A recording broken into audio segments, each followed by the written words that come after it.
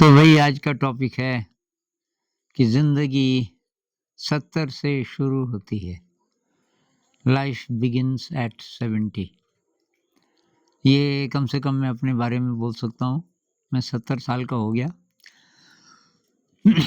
मुझे लगता है कि अब ज़िंदगी शुरू हुई है। अभी तक तो बहुत झमेले थे ना। भाई बचपन में, जवानी में बहुत सारे प्रोजेक्ट्स होते हैं।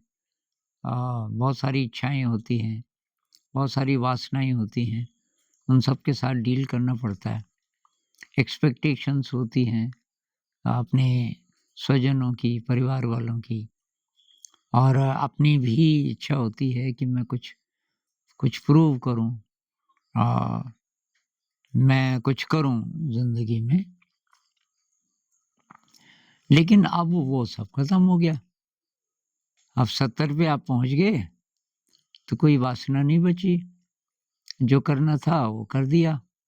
मतलब अभी भी कर सकते हैं, लेकिन ये तो एक तरीके से एक्स्ट्रा है कि भई अब ज़रूरत नहीं है, जो करना था वो कर दिया।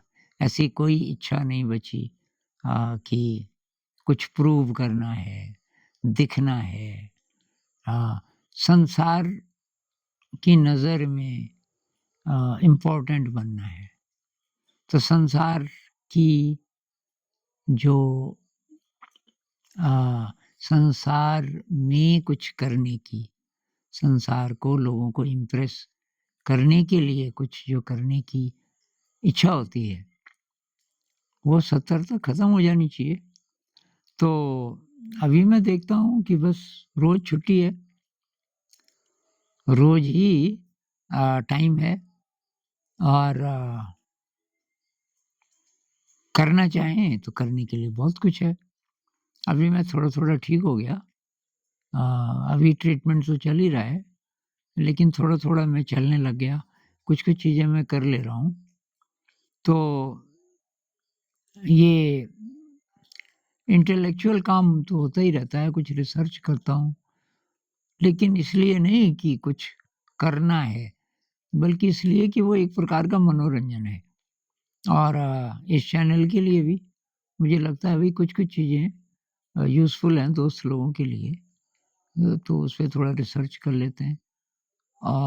तो वो तो मेरे लिए एक तरीके से मनोरंजन है, यूज़फुल मनोरंजन। ऐसे ही बच्चों के लिए कुछ मटीरियल मैंने बनाना शुरू कर दिया फिर पिछले 15-20 दिनों से, और टीचर्स कह रहे हैं कि बहुत यूज़फुल है। लेकिन मेरे लिए वो खाली टाइम में थोड़ा एक यूज़फुल एक्टिविटी है, और उसको मैं माइंडफुली करने की कोशिश करता हूँ, क्योंकि उसमें आर्ट भी है, और जितनी देर आप आर्ट करते हो, उतनी देर मन खाली हो जाता है।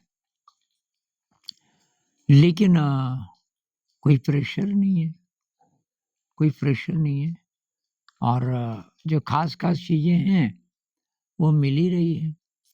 वो खाना मिल जा रहा है, और दोस्त लोग ध्यान रखते हैं, कपड़े-कुपड़े ले आते हैं, पूछते रहते हैं, आपके लिए जूते लाएँ? तो जूते मैं पहनता नहीं। मैं बोलता हूँ, भई चप्पल है मेरे पास अभी, और चप्पल ही ले आओ एक और। जब ये थोड़ा अगर आपको लगता है कि नई चप्पल लानी है, और तो खेत में काम कर लेता हूँ। बरसात का मौसम है, तो हमने बीन्स बोई, और कुछ और चीज़ें, तो उसके बीच ये जो खरपतवार उग जाती है, तो बीच-बीच में जब धूप होती है, वो मेरा एक शौक है, तो उसको निकाल देता हूँ। लकड़ी, थोड़ा-थोड़ा लकड़ी फाड़ने लग गया मैं अभी, थोड़ा शरीर में हल्की-हल्की ताकत आ गई, तो वो कर लेता हूँ। रोटी तो मैं काफ़ी दिनों से बनाने लग गया था। जब मैं कमरे से किचन में नहीं जा पाता था अकेले, कोई ना कोई मेरे सपोर्ट करता था, तभी भी मैं रोटियाँ बनाने लग गया था, क्योंकि वो मेरा शौक है। माइंडफुलनेस के लिए भी, और वहाँ बहुत बार तो ज़रूरत भी होती है। जैसे अब टाइम कम है, और 2 ही लोग हैं खाना बनाने वाले, अभी कुछ चीज़ें नहीं बनी, और अब रोटी में जल्दी बनानी है तो 2 चाहिए। 2 लोग चाहिए तो फ्री कोई भी नहीं है। तब तक मैं पहुँच गया, भाई मैं रोटी बनाऊँ? तो कहते हैं अच्छा तो आ जाओ। तो थोड़े हेल्थ हेल्थ ठीक हो, अब मेरी ठीक हो रही है। अब वैसे तो जैसी भी है वो एक्सेप्ट करो, लेकिन हेल्थ ठीक रहे तो वो एक अच्छी बात है, क्योंकि तब साधना अच्छी हो सकती है। अ, तो ये मैं इसलिए बोल रहा हूँ कि बहुत सारे जवान लोगों के कमेंट्स पिछले 1 साल में जो कॉलेज स्टूडेंट्स हैं अभी, मतलब 20-21 साल से लेके, एक तो 16 ही साल का भी था, से लेके और कुछ जवान लोग उससे मतलब ज़्यादा उम्र वाले भी हैं, 30-35 साल के, कोई 40-41 के भी।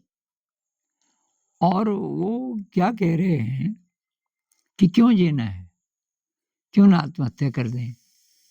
क्योंकि जवानी छिन जाती है और बुढ़ापा आता है, बुढ़ापे में फिर रोग भी आ सकते हैं और रोग नहीं भी आएँगे तो डेथ आती है, और जब डेथ ने ही आना है, इतना मतलब दुःख का जो समय है बुढ़ापे में, तो वहाँ तक पहुँचने की ज़रूरत ही क्या है? तो उनको मैं ये कहना चाहता हूँ कि भाई ये ट्रेनिंग का टाइम है, सीखने का टाइम है, बचपन भी, जवानी भी। दूसरे शब्दों में मैं कहूँ तो ये पौधा बड़ा हो रहा है। जैसे कोई फल का पौधा है, मान लीजिए आम का आपने पौधा लगाया या बीज बोया, अब वो अभी बढ़ रहा है, बढ़ रहा है, बढ़ रहा है। अब वो जवान हो गया पूरा, जितनी उसकी हाइट होनी थी हो गई, और अब उसपे फल भी आने लग गए थोड़ा बहुत।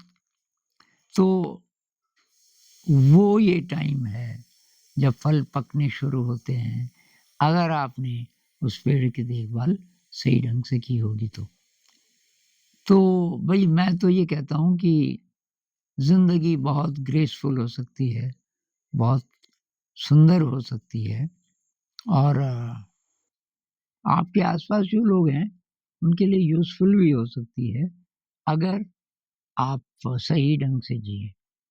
अब सही ढंग क्या है कि भई जो जो आपको करना है जवानी में, पूरा ज़ोर लगा के करो, और धीरे-धीरे ये जो संत लोग जो-जो बोलते हैं उसकी प्रैक्टिस करो। क्या?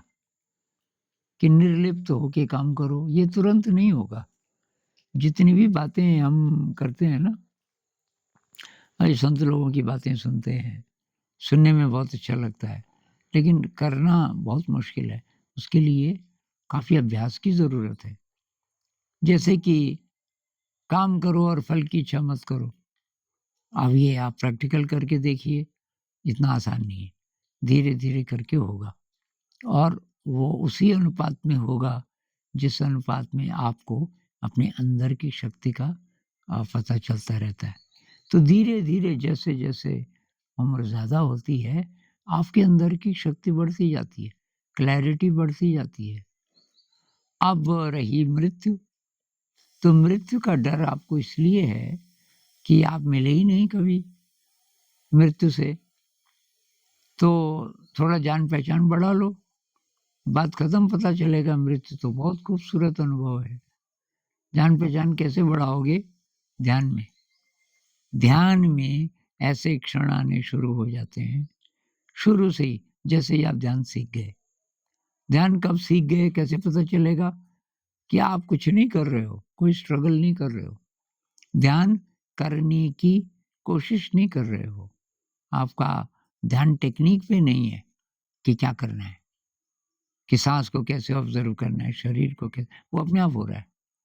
अपने आप हो रहा है, आप बैठ गए और अपने आप ही आपको पता चल रहा है कि आप अवेयर हो। ऐसी स्थिति आ जाए, इसका मतलब ध्यान आप सीख गए, और ध्यान सीख गए तो बीच-बीच में ऐसे क्षण आएँगे ज़रूर। इस सिटिंग मेडिटेशन में ख़ासकर ऐसे क्षण आएँगे कि आप समय और स्पेस से पार पहुँच गए, और शरीर से भी।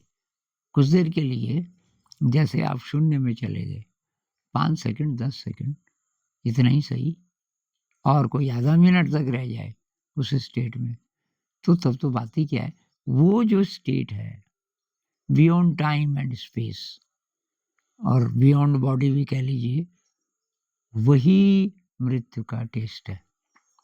तो कहते हैं जब मृत्यु आएगी, वही वही स्पेस है, वो स्पेस और गहरा हो जाएगा क्योंकि अब शरीर भी नहीं है। अब जब शरीर भी नहीं है, तो सारी शक्तियाँ जाग जाती हैं अंदर की। किसी-किसी के ध्यान में भी जाग जाती है। बहुत गहरे ध्यान में अ, कुछ ऐसी शक्तियाँ जाग जाती हैं जो कि असाधारण होती हैं। तो ख़ैर हमें केवल इतनी ज़रूरत है कि थोड़ा टेस्ट मिल जाए मृत्यु का, वो डर खत्म हो जाएगा। तो टेस्ट कैसे मिलेगा? टेस्ट मिलेगा मेडिटेशन से। तो अभी तो इतनी बात करते हैं। मैं केवल इतना कहना चाहता हूँ कि ओल्ड एज वैसी ही है जैसे कि कोई वृक्ष अब बहुत साल से बड़ा हो रहा था, अब उसपे फल आ गए और पक रहे हैं। तो आज इतनी बात करेंगे और इस विषय पे आगे फिर बात करेंगे।